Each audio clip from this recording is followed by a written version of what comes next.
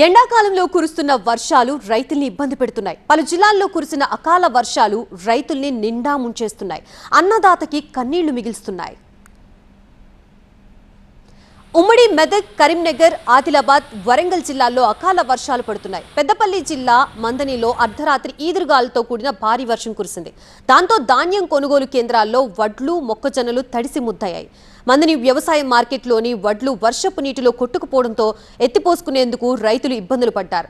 వడ్లు, మొక్కజొన్న ధాన్యం తడిసిపోవడంతో రైతులు లబోదివ్వమంటున్నారు. అకాల వర్షాల నేపథ్యంలో తడిసిన ధాన్యాన్ని కూడా ప్రభుత్వం కొనుగోలు చేయాలని మందని రైతులు వేడుకుంటున్నారు. సిద్దిపేట జిల్లా గజ్వేల్, జగదేవ్పూర్ మండలాల్లోనూ ఈదురుగాలులతో భారీ వర్షం పడింది. ధాన్యం కొనుగోలు కేంద్రాల్లో రోడ్లపై ఆరబోసిన మొక్కజొన్న పొద్దుతిరుగుడు వర్షపు నీటి పాలైంది.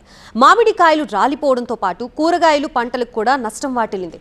చేతికొచ్చిన పంటలు వర్షార్పితం కావడంతో రైతులు ఆందోళన చెందుతున్నారు. అలాగే ఈదురుగాలుల దాటికి విద్యుత్ స్తంభాలు నేలకొరగడంతో సుమారు 20 గ్రామాలకి విద్యుత్ సరఫరా నిలిచిపోయింది.